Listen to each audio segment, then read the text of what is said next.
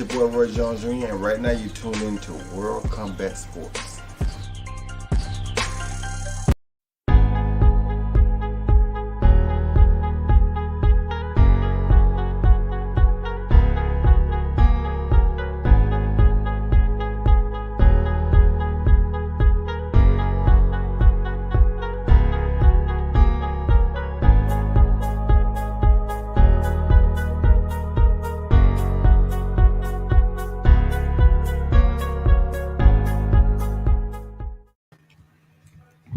Falling in once again, you're listening to World Combat Sports. What's good? And one more day gone. And tomorrow's Friday. You know what that means. It's the weekend. Salute to the WCS supporters and everybody that's rocking with me. Today is the Muddy Flats, man. It's mixed martial arts. You know I had to come back with it. I have to be consistent and keep you informed of the sport, the combat sport. That's pretty hot right now, and you should stay close. Stay close, shawty. This mixed martial arts game is rising. They putting on fights that's interesting. That's grabbing the attention of their fan base, and it's quite different than boxing, man. Real talk.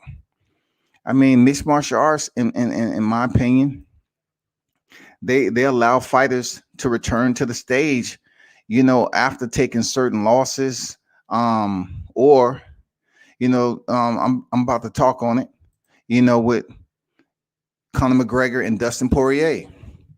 Now, if you don't know the history, they fought back in 2014, I believe, and Conor McGregor pretty much finished Dustin Poirier in the first round. Coming to this era right here, they just fought not too recently, and Dustin Poirier earned his revenge on Conor McGregor and finished him with punches. Broke him down with low calf kicks and then finished him with punches, man. So what does that say? If this was boxing, if I was to say that someone defeated someone with a big name back then and then came back, and that person back then who was knocked out cold, like finished via punches, out on their feet, on the canvas, they returned and defeated the guy who has been to the top of the food chain like Conor McGregor, the first to be a two-division champion simultaneously, and also stepping there with Floyd Mayweather, the one who came back to the sport, returned, and was subbed out by Khabib Nurmagomedov in the fourth round. But yet, Dustin Poirier finally gets his opportunity to fight for the interim. He defeats Max Bless Holloway, the former featherweight champion, in an interim title fight at lightweight, 155 pounds. He wins that. He gets the opportunity to defeat Khabib Nurmagomedov, subbed out in 3, then turns around and get the fight that people's been talking about. Oh, man, when he's going to rematch Conor McGregor? Then it turns around, he rematches Conor McGregor. Look, it's not even close. Dustin Diamond Poirier comes in here and gets the job done, shouty. He gets the job done. So what does this mean exactly? They're planning on returning Conor McGregor after being finished with punches. They're talking about trying to make this fight in May or June, y'all. What's weird about it is that Conor McGregor not too long ago was finished with punches. You know what I'm saying? It's nowhere around that. Dustin Poirier finished him off.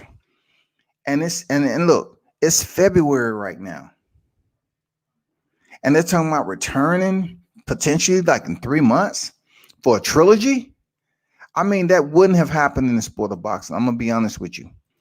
This shit wouldn't have happened in the sport of boxing like this. Why? Because the fan base in boxing, in my OP, would have pretty much frowned upon this due to the results of Dustin Poirier. Not the fact that Conor McGregor has done all he has done, but they will look at it like, okay, Conor McGregor took a loss against Khabib Nurmagomedov. He beat a Cowboy Cerrone that has dozens of losses. He defeats him in 40 some seconds and then returns defeat to fight Dustin Poirier. And guess what? He gets crushed. You know what I'm saying? He gets crushed. But in the mixed martial arts community, the mindset is different from the matchmakers to the fans to the athletes. Because they pretty much understand that they can lose a fight this week, and then they can be matched up with somebody else 3-4 weeks later. It's all about how much punishment they received while they was in the fight, how good or bad they look, and they're able to return to the cage. The opportunity is amazing to see Dustin Poirier and Conor McGregor potentially stepping back in here for a trilogy. I mean, Dana White and his matchmakers, man, they're making some fights that people want to see. Yeah, a lot of people are going to frown upon them. You know what I'm saying? There's not a true hardcore mixed martial art fan, but I guarantee you Conor McGregor is going to make changes to his game plan now that he understands that Dustin Poirier has inserted kicks, hard kicks into his repertoire. You know what I'm saying? We're talking about a guy who's been in there with the creme de la creme. He been in there with Jose Aldo before. Some of the most lethal kicks you ever one of the most lethal kickers you ever see. But when you knock him out in 13 seconds, the kicks is none and void. And then, with Nate Diaz, of course, non-kicker, BJJ boxing. That's his two skill sets to his combat cachet. And then you go to Eddie Alvarez. He can kick, but most of it is strikes with his hands, punches. You know what I'm saying? Cowboy Cerrone, he can kick, but yet and still, when you've been in so many fights and it's a bad matchup stylistically, whatever the case, he said he didn't want to be there, then guess what? You're going to get closed out in 40 seconds. With Khabib, we already know what Khabib's strength is when he faced Conor McGregor and Dustin Poirier. It was his ground and pound. It was his sambo, world champion sambo. You know what I'm saying? In sambo, and the dude is a high level. So we know he's not going to stand there and kick you. He's going to get in close and lock up those hips, man, and take you to the canvas. But with Dustin Poirier landing those kicks on Conor McGregor, closing them out, it will potentially set up a trilogy. And you know what? People are going to watch it. From what I'm hearing, it might indeed be for a championship belt. Holla at me. It might be for a championship belt. Now, I'm going to keep it at the highest level possible. You know what I'm saying? I'm not going to try to, precipitate any negative energy down on this shit. But I'm hoping to God that if Khabib is in fact relinquishing his belt or vacating and going about his business for a little bit of time and outside the sport at 29-0, then their fight for the true title. Dustin Poirier has already held the interim lightweight title. So, Dana White, it'll be a fool for him to make a fight where he just had Conor McGregor and Dustin Poirier, a non-title fight. It'll be foolish for him to make the next fight an interim title fight again, which Dustin Poirier has already been interim champion. So this next fight, if it's for a belt, it has to be for the gusto. You know what I'm saying? It has to be for the crown. So that means Khabib will have to vacate his title. If that's the case, he will have to vacate title. That will switch up the pound for pound rankings once more. And it will also allow Conor McGregor to contend to be a two-time lightweight world champion.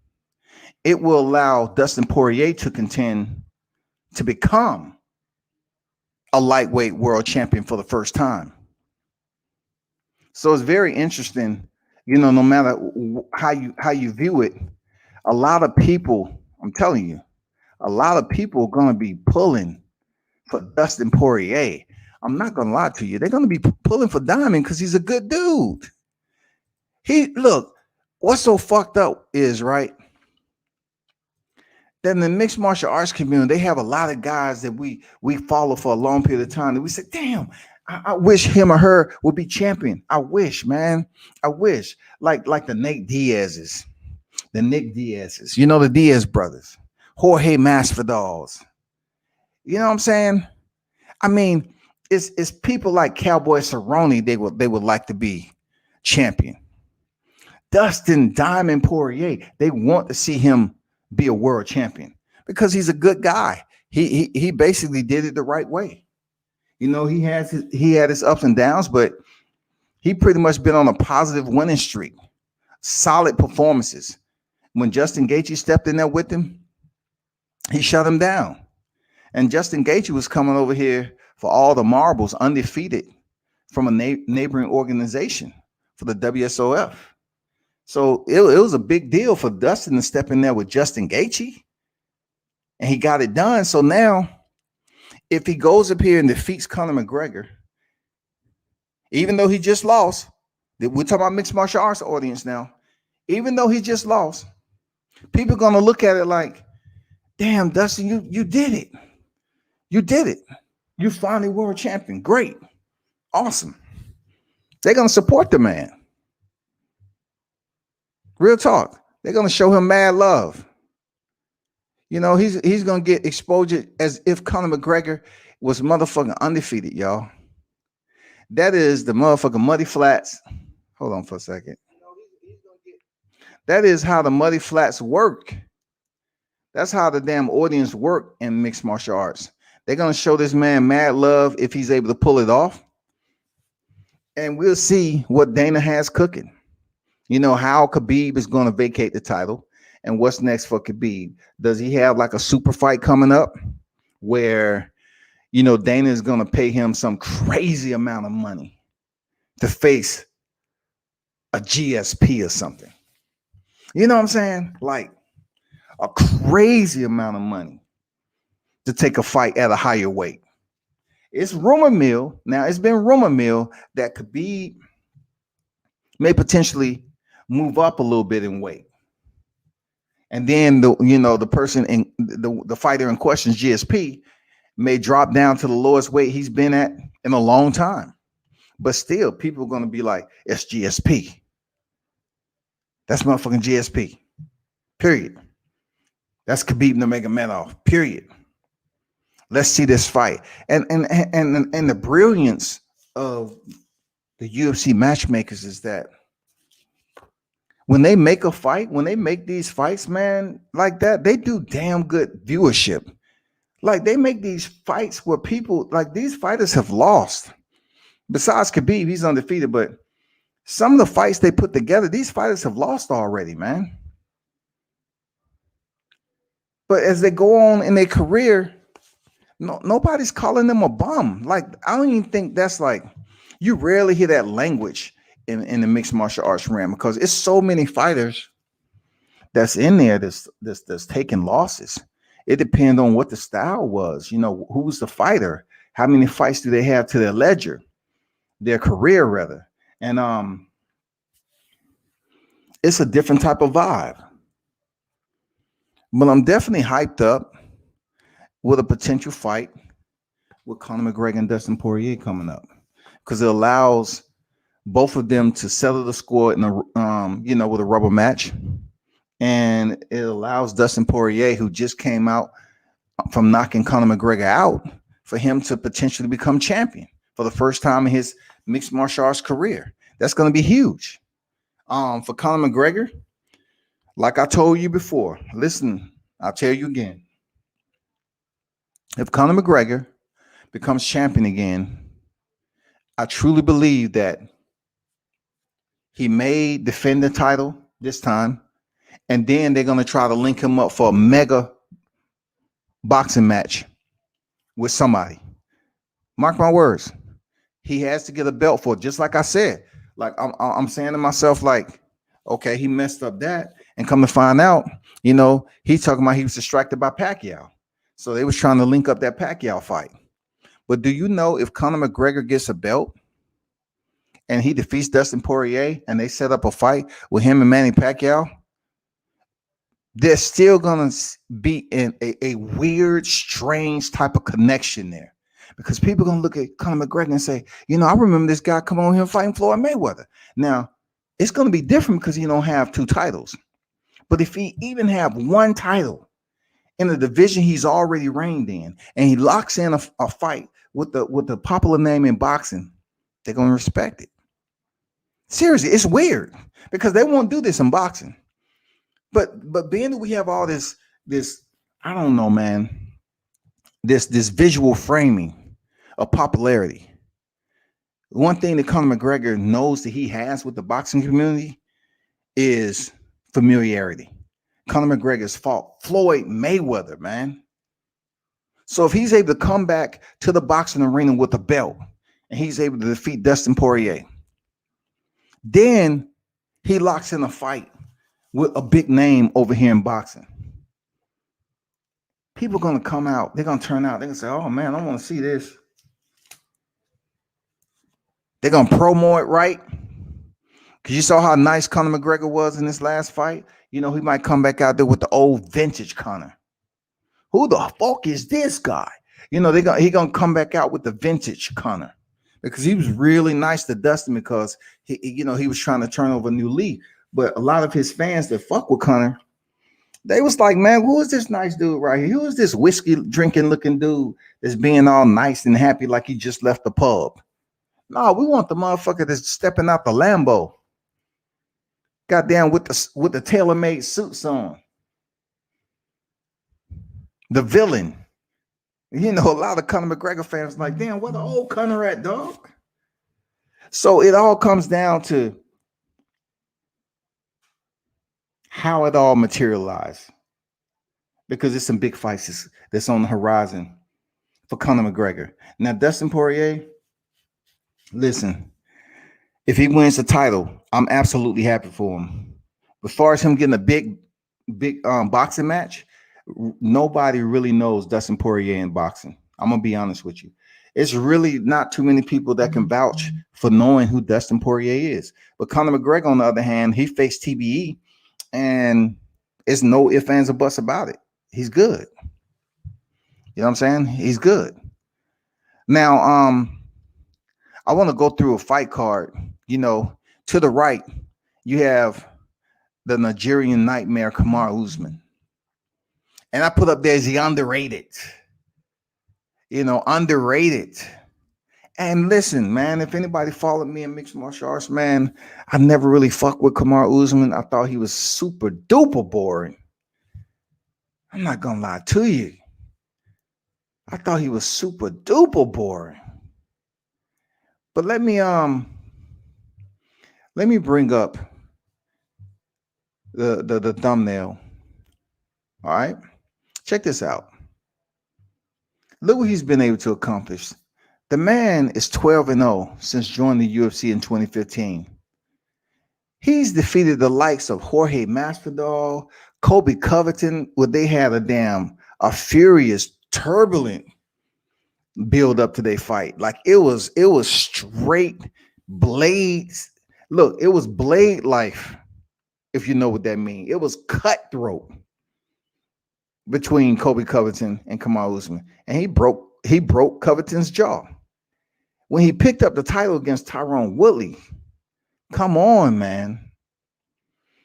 He just basically clinicked Tyron Woodley.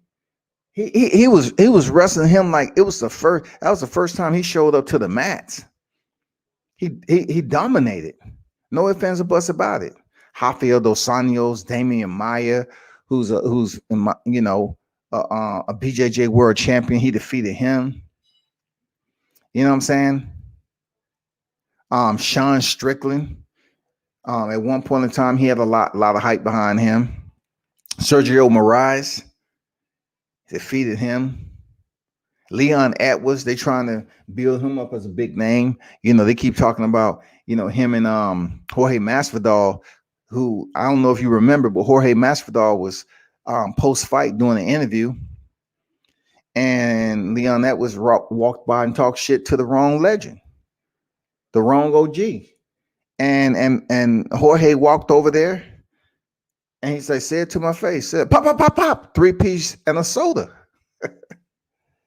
He dusted him, 3-piece and a soda.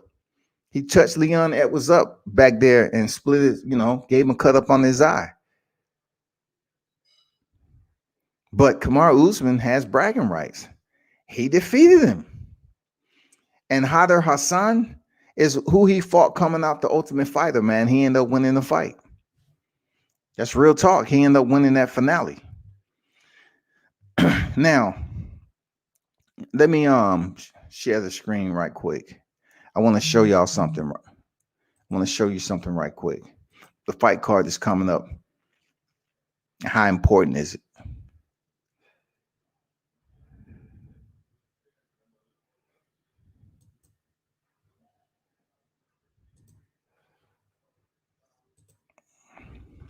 This is the fight card.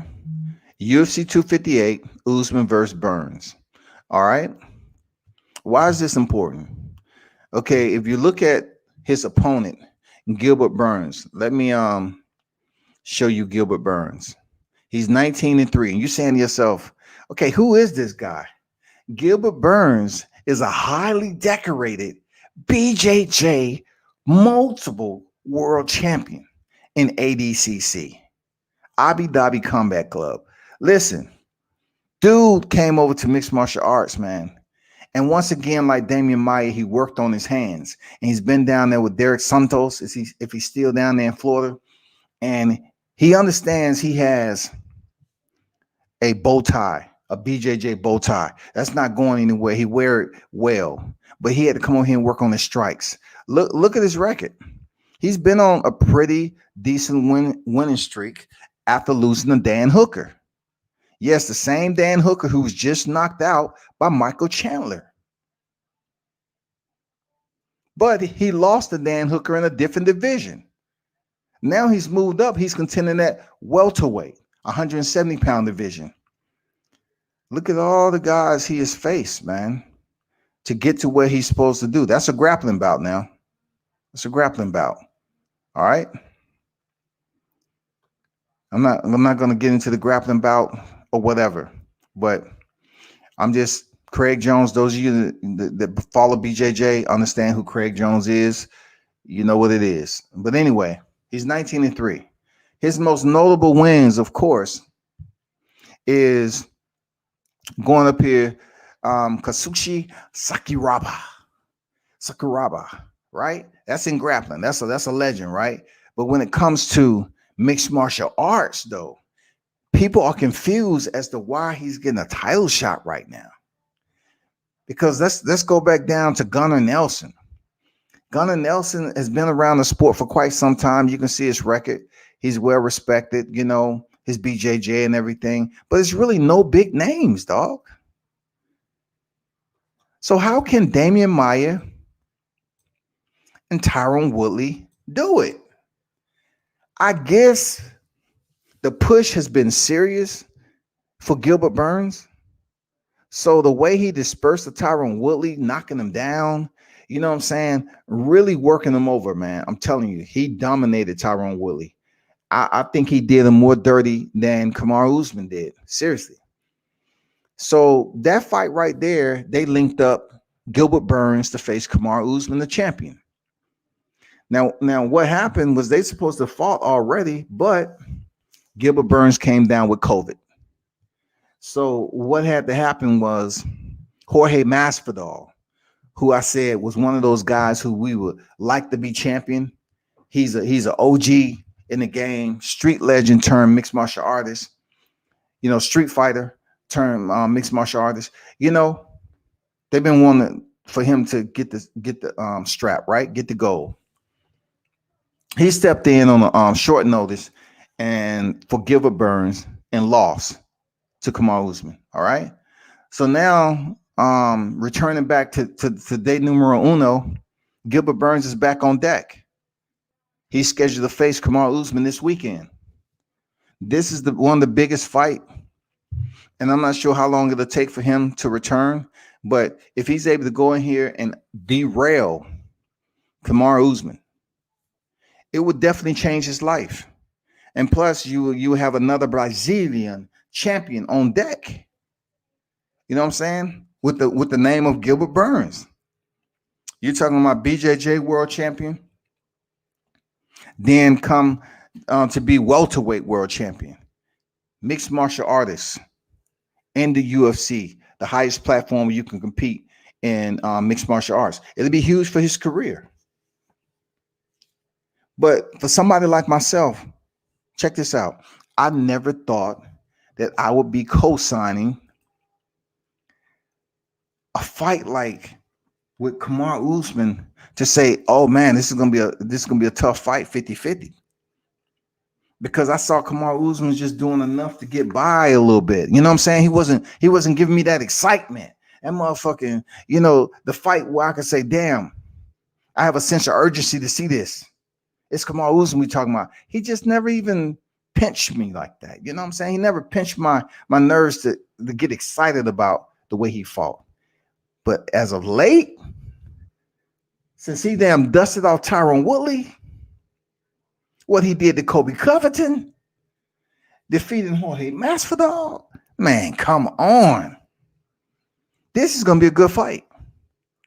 Gilbert Burns, Kamaru Usman is going to be a damn good fight. Real talk this weekend. It's going down, people. Let's check out the card. You have the main event. You have Kamaru. You have hold on for a second.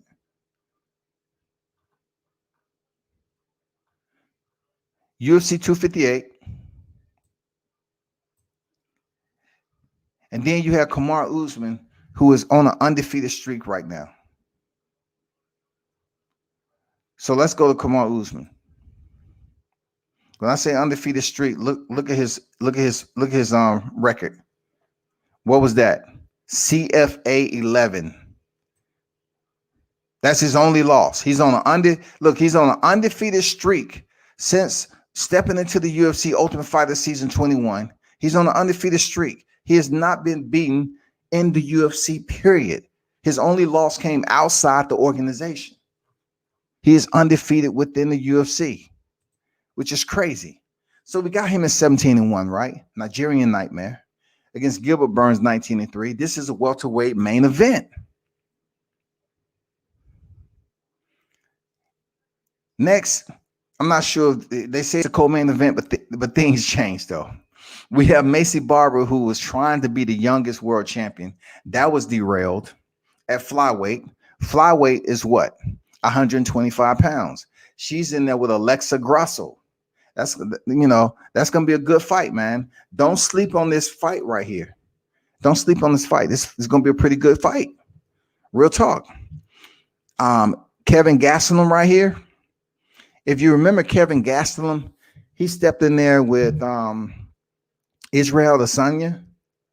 He was the interim middleweight champion. He stepped in there with Izzy, and he lost.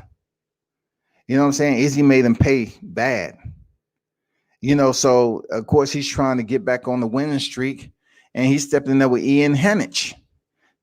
Heinisch is let me show you Heinisch right now, because a lot of people may not know who Heinisch is, right?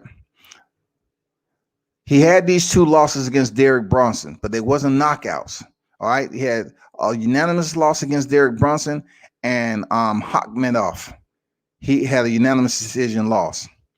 Now, his fight that put him in here with someone like Kevin Gastelum is he fought Gerald Machart and defeated him. I'm like, they was just building up. This is what is weird about mixed martial arts. You may find yourself back in a position from fighting somebody with multiple losses, man. Look at this. You might find somebody, that matches up well, and you end it in round one, and then they say, okay, let's put him in there with so-and-so. Kevin Gastelum, dude only has, Let me go back. Kevin Gastelum only has 3 losses.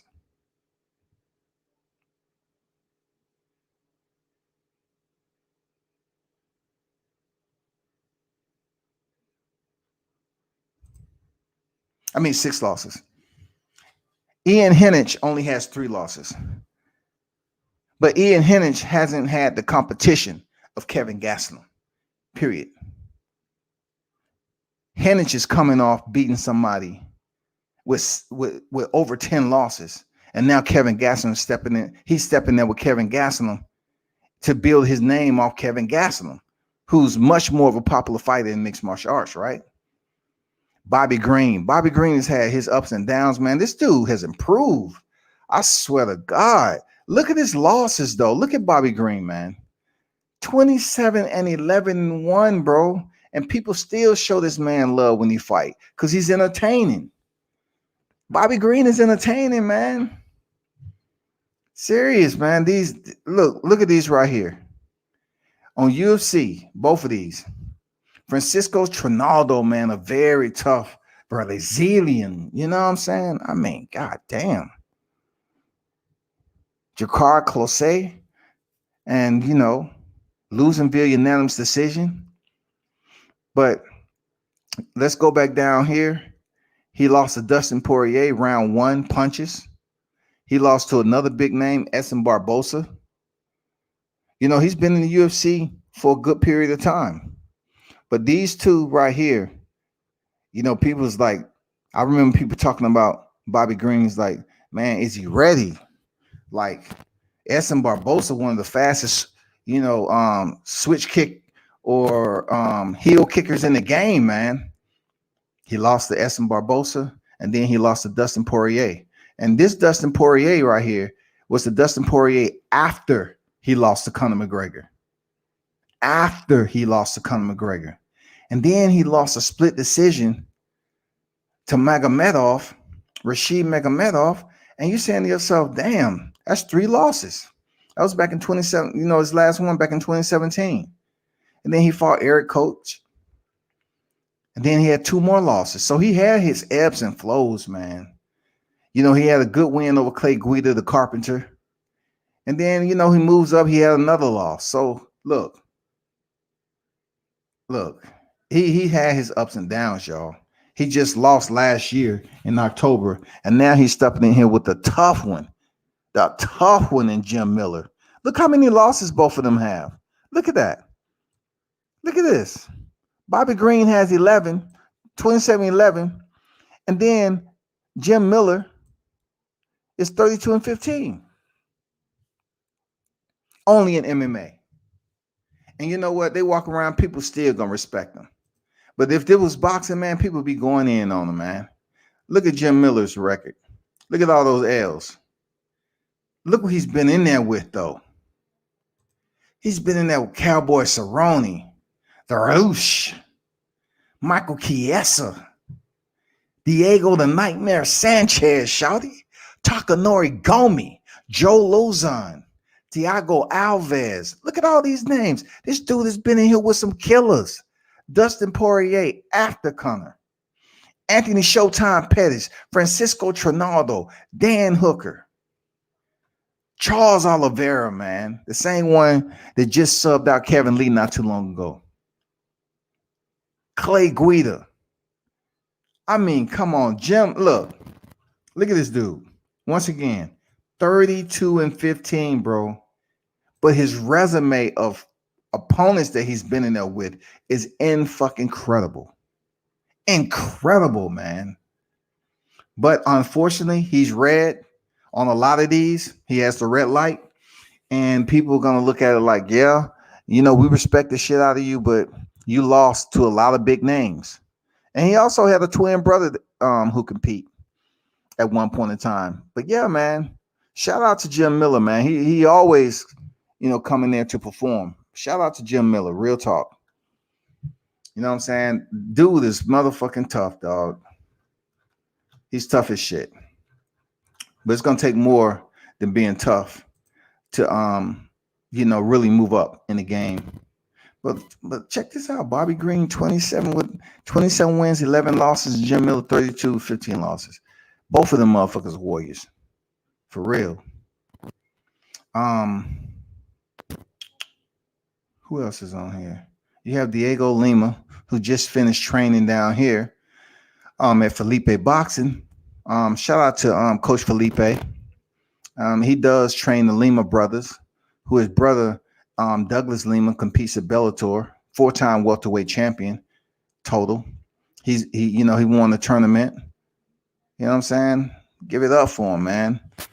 Diego Lima had a surgery on his hand. He broke his hand, his wrist, I believe. So, Diego has been in the UFC pretty much. His brother Douglas has been in Bellator. Muhammad, he's in there with Bilal Muhammad, which is a pretty solid fighter. You know what I'm saying? He's a pretty solid fighter. But so is Diego Lima. You know what I'm saying? People sleeping on this. Diego coming off surgery and everything. People sleeping on this fight. But it's going to be solid, man. I really can't pick a winner in this one. Real talk. I really can't pick a winner in this particular fight. Who else is pretty notable? Wow, Ricky Simone is back in the building. He's facing Brian Keeler. Wow, that's gonna be a crazy fight because Keeler is a pretty intense dude. So is Ricky Simone, man. I think at one time Ricky Simone, right here, Ricky Simone, he had his hair a certain way. If that's still the same guy, you know what I'm saying? But the card is pretty decent, man. The card is pretty decent. You have three women bouts on the entire card. And then the rest is the men bouts, total 12 fights on the card. And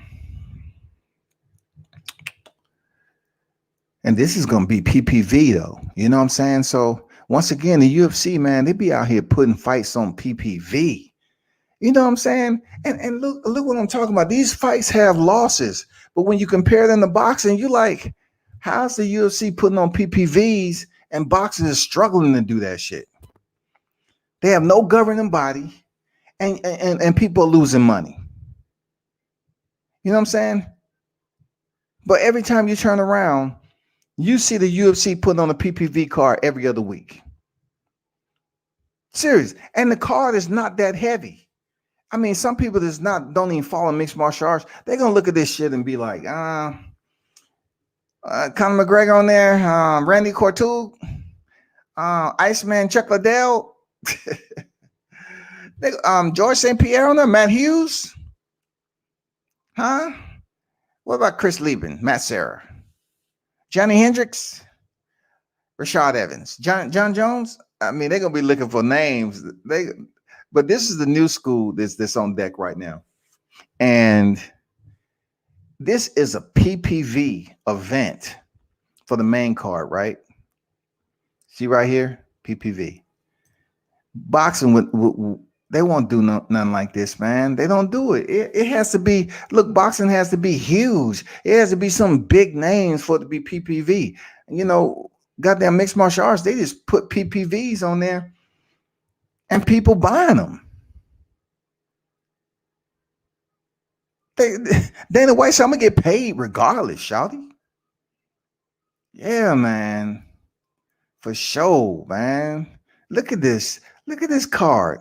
This is look, the main event and the main card right here, dealing with Julian Marquez and Maki Patolo is PPV, and I guarantee you people don't know who they are if you don't follow the sport. They might not even know who Bobby Green is. They may not know who Ian Heinisch. They definitely are not really tuned in to Macy Barber or Alex Grasso, but people are gonna buy the damn PPV, man, because the damn 4-time ADCC BJJ champion, world champion, Gilbert Burns is a serious threat to the Nigerian nightmare Kamaru Usman, who is 17-1-0, undefeated in the UFC, undefeated. Just like Israel Adesanya is undefeated in the UFC. You know what I mean? So there you have it, man. Check it out. 12 bouts, the main card. You have the entire card over here. It's PPV, the main card, and it's going down this weekend, Saturday, February 13, 2021. And the prelim starts at 6 o'clock p.m. Eastern Standard Time. So back to the game at hand. Now you know about that. This is one of the the fights that everybody want to see in the future if Kamaru Usman is able to retain his title. He put this out recently. He said, I took your nose on 6 days notice. Took your nose mean he broke it. 3 weeks, I'll take the belt. Full camp, I'll take your head. You know what I'm saying? So we really want to see if Jorge Masvidal with the full camp can come in there and back up his words. That's what we want to see. Then this right here was out. A lot of people was talking about it. The man himself, John Bones Jones, the most wins in UFC title bouts. John Jones with 14 wins in title bouts.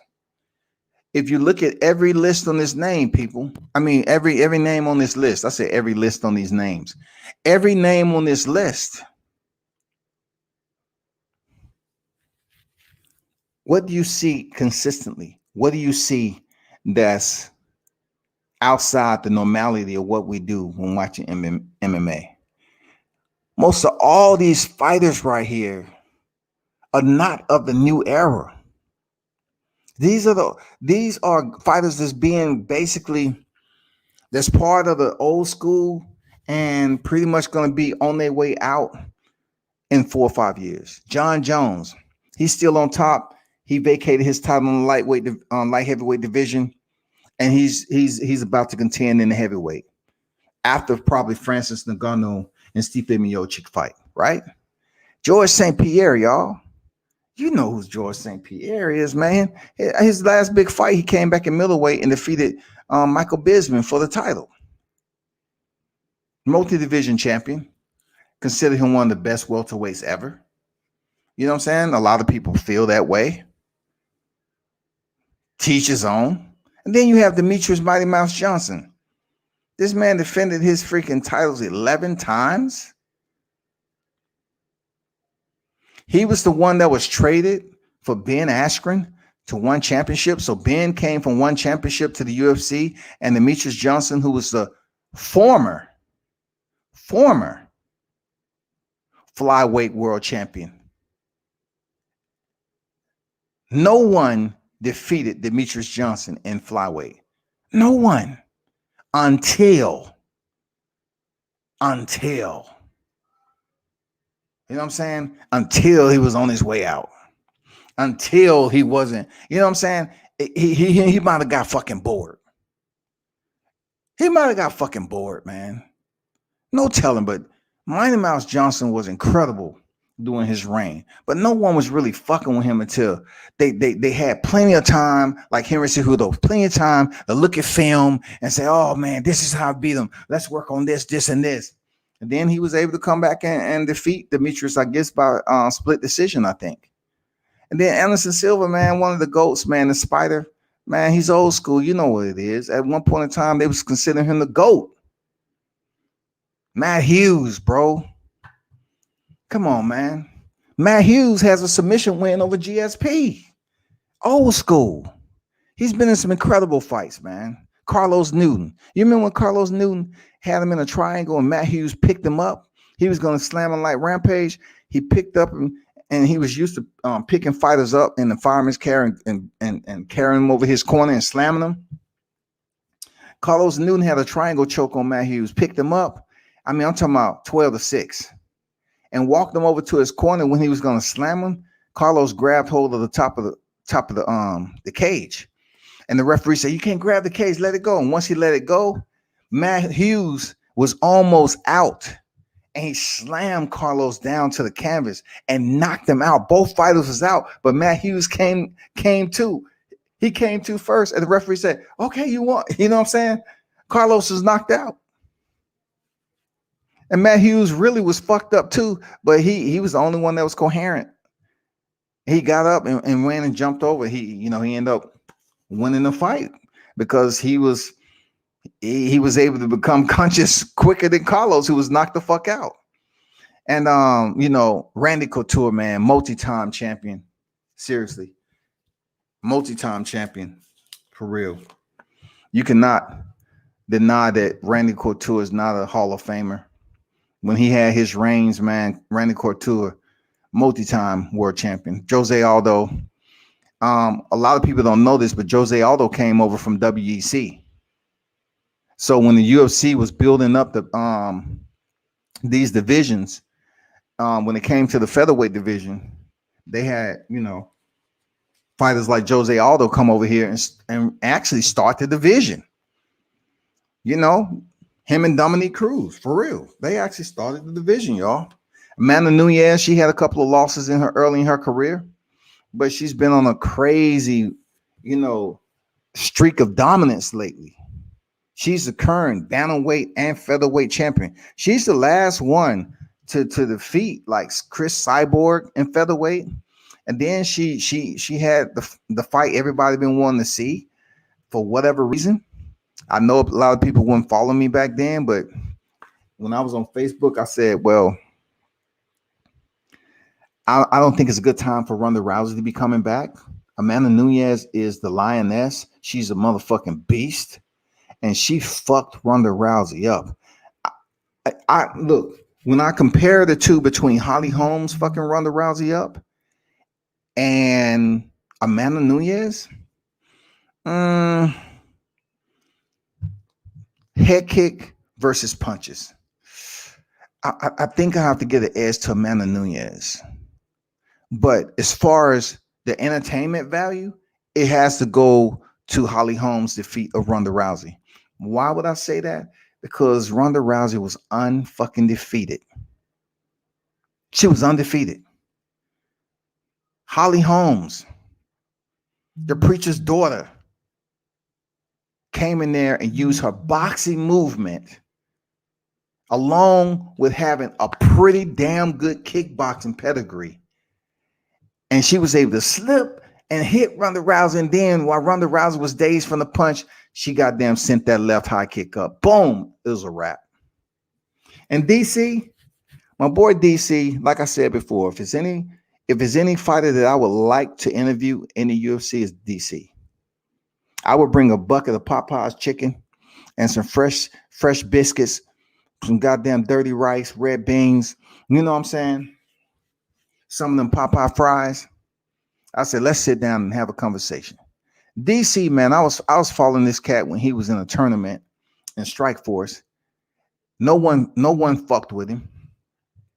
Came over to the UFC, and he fought in the light heavyweight division because his boy Cain Velasquez. You know what I'm saying?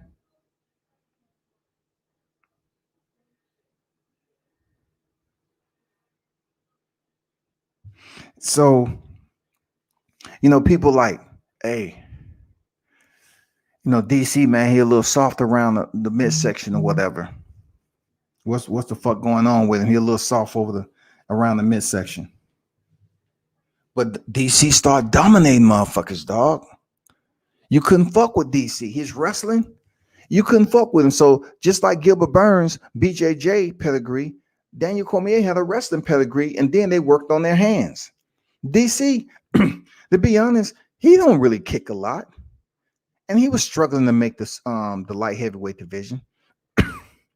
But he did it because his boy Cain Velasquez was competing in heavyweight. But his nemesis down at light heavyweight was John Jones. And once John Jones, tested positive, he was able to fight, Anthony Rumble Johnson and win the title. And I can't take that away from him. But if I would say this, it would have been hard pressed for me to say that he would have beat John Jones for the title if John Jones wouldn't have tested positive. I don't see it. John Jones was the alpha, the equalizer between him and Daniel Cormier. So, hardcore fans like myself, I'm looking at this shit like, wow, that would have been an amazing rivalry. They fought twice. through controversy. They fought twice. One of the bouts was ruled a no contest because freaking John Jones tested positive. But also, John Jones ended up changing the scope of drug testing in the UFC because I wanted to educate some people on this not too long ago, but they used him as, I was just in the live chat though. They used him as an example. And I wanted to say, man, that's not the case, man.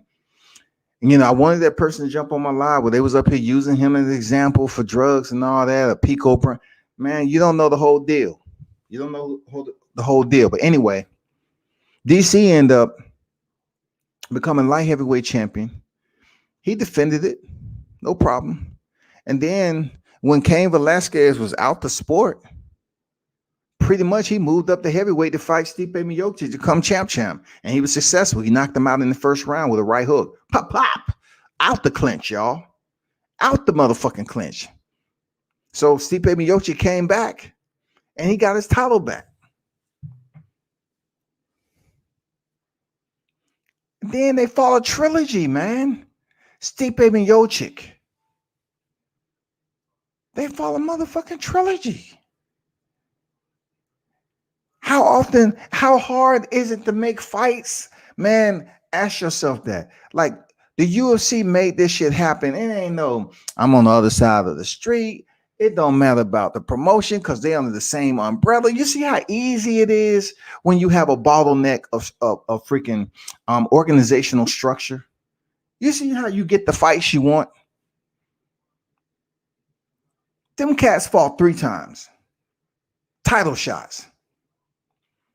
DC was down 2-1. Seriously. And now, you know, he's out.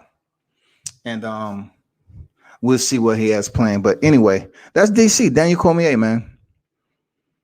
You know, OG of the game, a legend. Real talk. Shout out to all of them on there. You know, shout out to all of them. Let me get to these comments, man. I've been up here talking. Michael Lewis, what's good? What's good, Mike? Appreciate you for pulling up, my brother.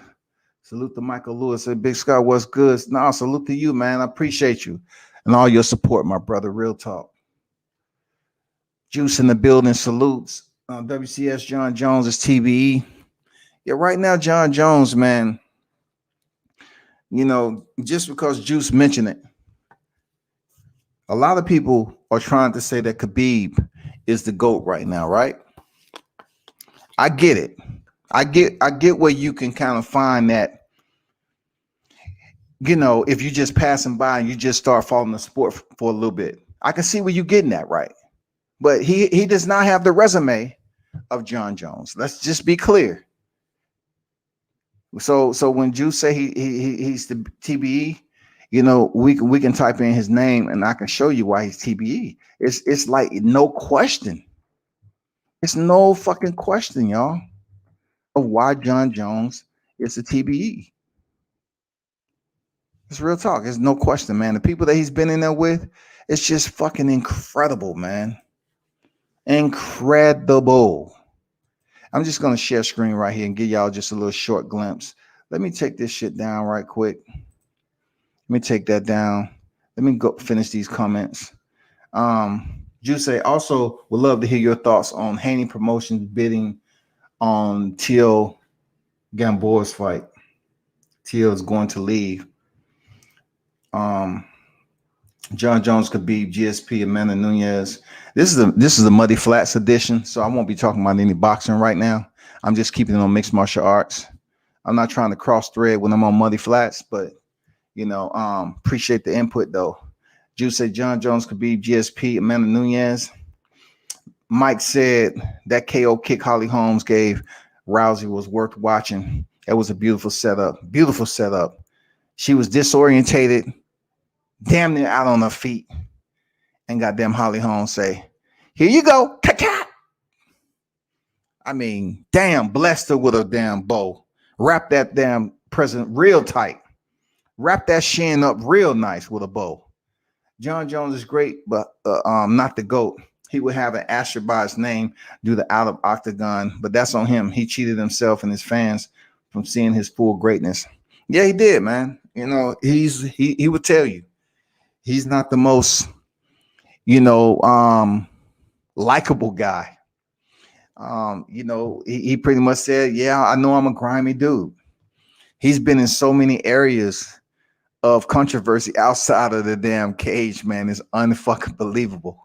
But let me quickly show you John Jones, why he's considered by many to be TBE, the GOAT. 26-1, okay? 26-1, he's never lost. Yes, Khabib Nurmagomedov has more fights than John Jones, but Khabib doesn't have the he doesn't have the reputation, first of all. He doesn't have the credentials. And these names right here I'm about to show you. So let's go back to when he was building himself. Guzmayo. No one knows who he is, but this is where he made a little bit of, people start, squinching their eyes a little bit and say, Stephen Bonner. Yeah, the same Stephen Bonner that was in there with Forrest Griffin. The legendary fight that both of them are in the Hall of Fame for right now. Man, listen to me. He was doing some shit to Stephen Bonner. Reverse elbows, man. Oh my God. He was doing some damn throws that people just haven't seen. All right. So, he subbed out Jake O'Brien with, it was a lot of hype or whatever, but not too much. But he put the guillotine choke on him and subbed him in round 2. Matt Hamill. He was beating the shit out of Matt Hamill, and he just became complacent with the elbows. And at that time, he threw what is considered a 12-6 elbow. That means you're basically, your opponent is on the ground, right? And you yourself is in a position where if you raise your hand above your head at 12 o'clock and the thrust from your elbow coming 6 o'clock straight down vertically in a downward motion and land the elbow is illegal. It didn't used to be illegal, but it is now. Why? Because one of the cats in the commission went to an ice breaking contest, and he was looking at martial artists break these blocks of ice and say, what the fuck? If they can break ice with those downward strikes, that cannot be legal in mixed martial arts. We have to ban it. So he came over here and pushed, and John McCarthy was trying to advocate and say, listen, you can break your elbow the same way by doing 12-6. Let's not. I mean, it's a lot of damage that can be done from a 9-3 or 3-9. I'm talking about cross. Same thing. But they banned the motherfucking 12-6, and that's what John Jones did. He hit him with a 12-6 elbow. Matt Hamill was fucked up. He wasn't coming back from that. Anyway, moving on. Look at this shit. Brandon Vera, it was some hype behind him at one point in time. Okay. John Jones, 9-0 with Matt Hamill, takes his first loss right here. All right.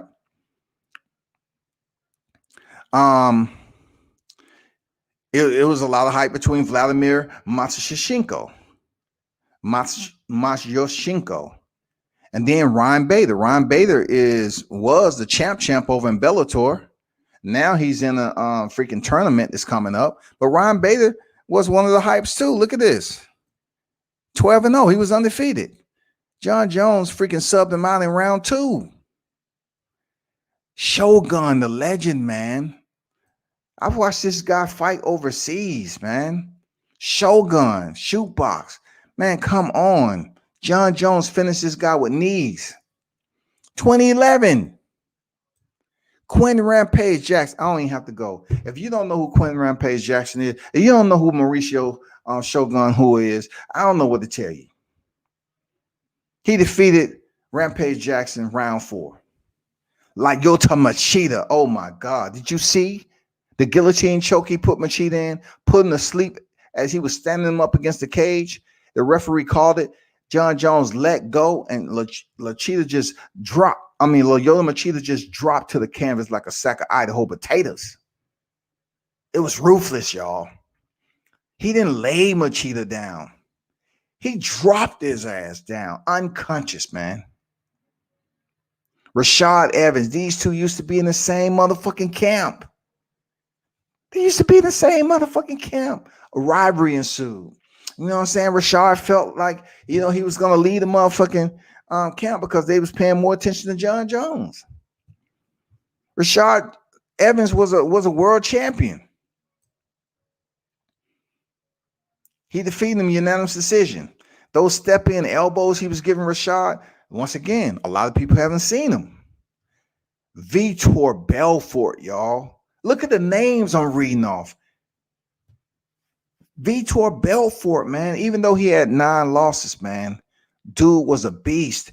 He's one of the closest mixed martial artists to lock in an armbar submission on John Jones and pretty much fracture John Jones' arm. I mean, high world fucking class BJJ game. Vitor Belfort locked in the armbar and damn near had John Jones in trouble. John Jones was able to shake him off and get the finish. A key lock. Key lock almost looks like, I'm not going to get in. Chael Sonnen. Chael Sonnen is considered one of the biggest cheaters in mixed martial arts, but Chael can actually fight. You know what I'm saying? But John Jones wiped this dude out in 1 fucking round, y'all. I like the bad guy, even though he's a cheat. Alexander Gustafsson, height for height, reach for reach. Man, this was one of John Jones' toughest fights, hands down, for 5 fucking rounds. Alexander Gustafsson, man. 1 loss, y'all. The man was bad. He gave John Jones hell. Moving on. Look at this. Glover Teixeira, y'all. Unanimous decision win. Check this out. DC, the first one. Boom. Unanimous decision. OSP. Unanimous decision win. Dan Henderson in a grappling bout. Come on. Dan Henderson don't fucking grapple like that. He has a wrestling background. But shout out to Hindu, dog. Shout out to the H-bomb himself, man. Okay. So he goes back in there with Daniel Cormier. It's a no contest because he popped positive. You know what I'm saying? 2017. Takes his punishment. Don't come back to the end of 2018. Alexander Gustafsson in a rematch. He stops him in round 3, y'all. The first fight, he sit up there and had Gustafsson, unanimous decision. He stops him after being off from July 2017, and he returned in December 2018. Come on, man. Anthony Smith. This was one of these fights where a lot of people felt like, you know, he could have pressed the gas. He might be getting a little old, and he went to a decision. I don't know. They was feeling like he was coming off the pads or whatever, and he wasn't the best. And you know what I'm saying? They was coming up with all this shit. But shout out to Anthony Smith, man. He went 5 rounds with John Jones. He lost. Thiago Santos, man. Dude, this man shredded his knee fighting John Jones and still made it to a split decision loss. Thiago Santos, he tore his PCL, ACL, MCL. Dude. And he still was motherfucking fighting John Jones. And then, of course, Dominic Reyes. I don't know what to say. Dominic Reyes, man, he had the opportunity to shock the world. And I thought he did. I had Dominic Reyes winning that fight 3-2. I thought he was getting off first. He was first on exchanges. He was making them count. They was consistent. And I just felt like, yeah, he did enough to beat John Jones, but he didn't get the decision. That's why John Jones is the motherfucking GOAT. If he wouldn't have had all those suspensions and punishment, man, come on, John Jones, couldn't nobody tell him shit, man. And this is what I want to leave off with John Jones, right?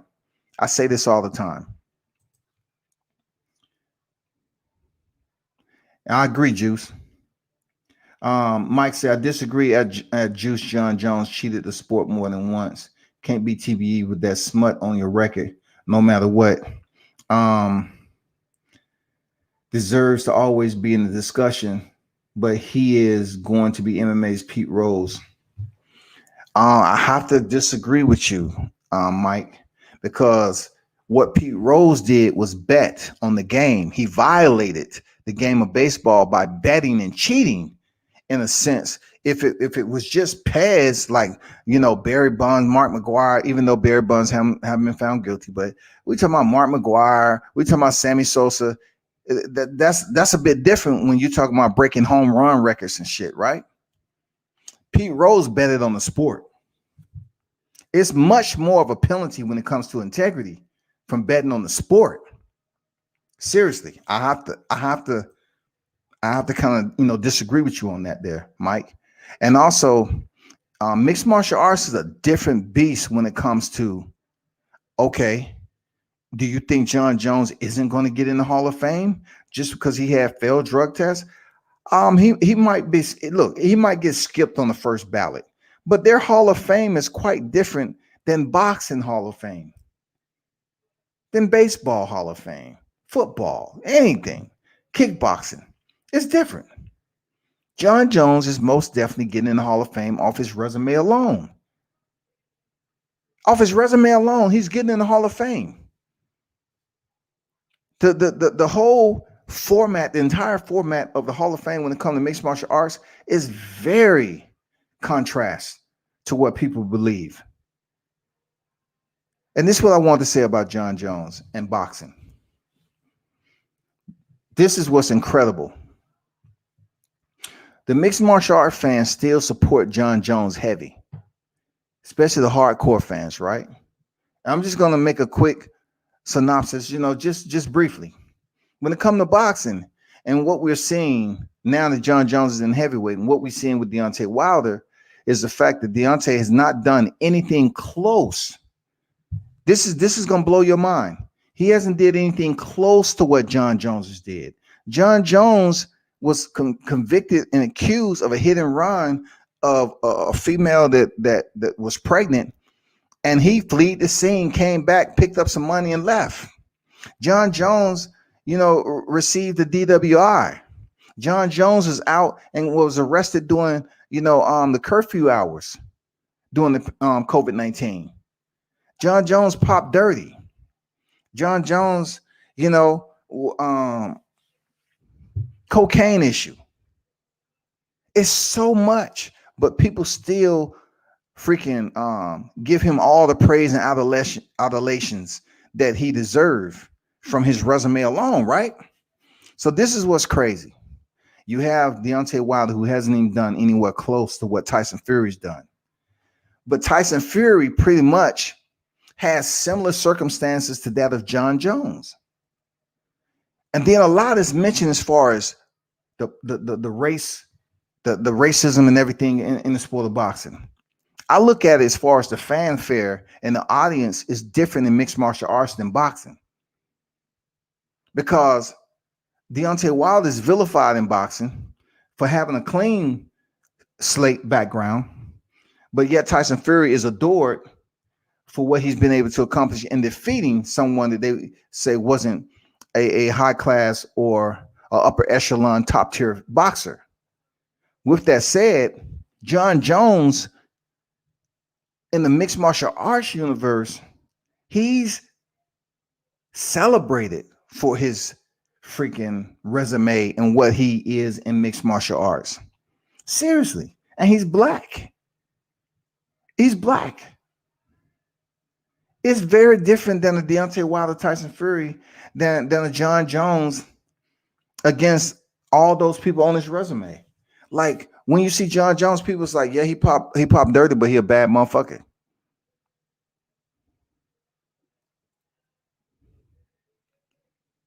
Yeah, he popped dirty for Pez. He did a lot of shit, got suspended, all that. Stripped of his title, came back. And who gets stripped of your title and then come off suspension and get a title shot? John Jones. John Jones. I answer the question. John Jones does.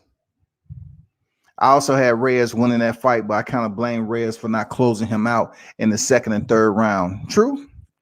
I thought he did enough in the first 3 rounds to get it done, though. I didn't think John Jones did. I said Pete Rose to illustrate how someone can be acknowledged as the great, but not a Hall of Famer or TBE. Like once again, the comparisons is in contrast. Why? Because people look at Pete Rose for his accolades, but also they know that he cheated the sport by betting on it. People are gonna look at John Jones as being this guy who pretty much, you know, was pop positive, and he did some things in a sport that I'm not saying they condone this shit, but he's not the first one to be a part of anything like that. You know what I'm saying? He's not the first one to pop dirty, but the guy is profound when it comes to his skill level as a mixed martial artist. People respect the shit out of him when it comes to the sport. I think Pete Rose, in a sense of getting in the Hall of Fame, is because he betted on the game. He was betting on the game to cheat the game. John Jones was cheating himself and trying to, you know, you can accuse him of being a cheater. But John Jones would be looked at in a different light if he actually betted on the sport to throw a fight. That'd be much different, in my opinion. Like, Pete Rose cheated baseball. And unfortunately, the Hall of Fame don't want to let him in because he cheated baseball.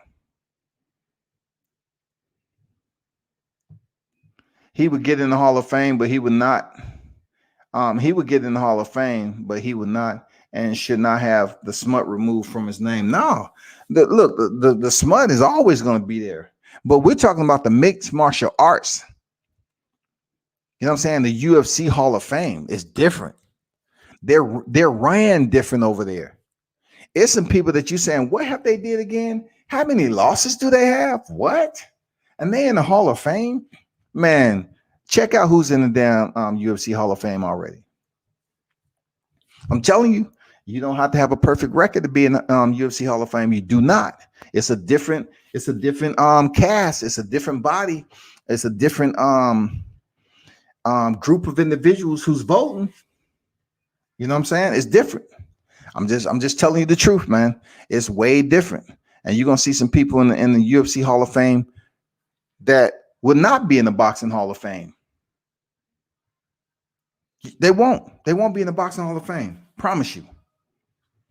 But man, just keep your eyes tuned to that. Very good input, you know, about mixed martial arts. I appreciate it. You say John Jones wanted all the smoke. He did, man. John Jones ain't to be fucked with, man. Real talk. He ain't. You know, I jumped in since the World Combat Sports had T.O. on yesterday, and I wanted to get his perspective on the purse bid and Trill Bid's comment on bidding on it.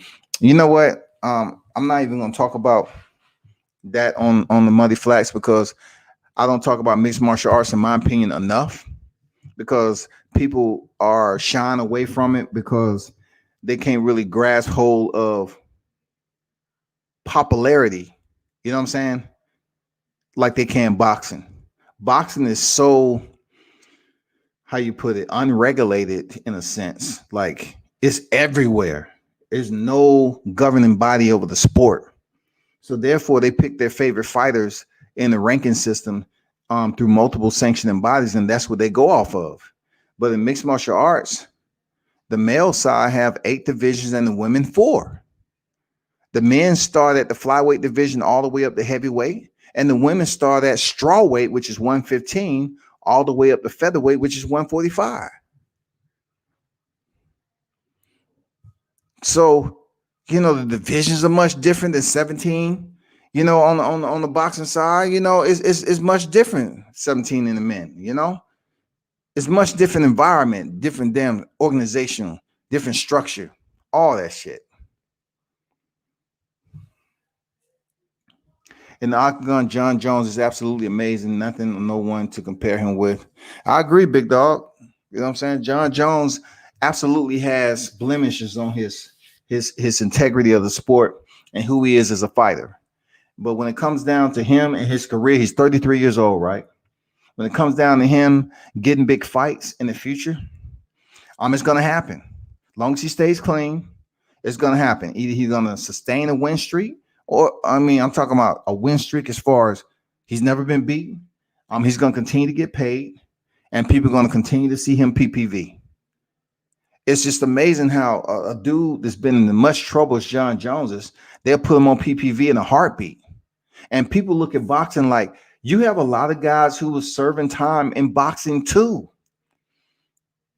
But unless they're, unless they're good, you know what I'm saying, super good.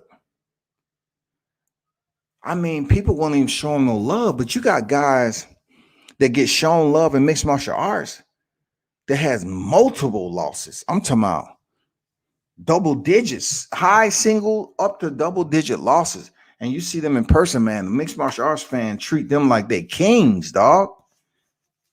Because of who they done stepped in the ring, stepped in the cage with. If you get a boxer that has 10 losses, people gonna look at him in boxing and they're gonna be who he fought. Man, look at this guy, got 10 losses. But in mixed martial arts, they'll look at cats like Jim Miller, the Diaz brothers, Jorge Masvidal. Man, come on, man. They look at these cats as damn legends, even though they have multiple losses. They respect the fuck out of them, man. That's real. I think Anderson Silva run was just so long and dominant. Only Jones had a better so far, in my opinion. Yeah, Anderson Silva was absolutely a beast, but he started taking losses, man. Those crazy losses he had against Chris Weidman, playing around and getting knocked out, and then to return and get his shit broken from a check kick by Chris Lieben. It's just wow. Like, damn, what bad luck. It's almost like, freaking Vernon Forrest losing to Ricardo Mayorga twice. I'm like, what the fuck am I watching, dog? Like, come on, Vernon, man. Come on, bro. I've seen Vernon several times. I thought he was I liked his style, but good Lord. But yeah, man, that's what it is. J8 in the building, salute, man. I think so too, man. I think Gilbert Burns. That's why I can't pick a winner, man. But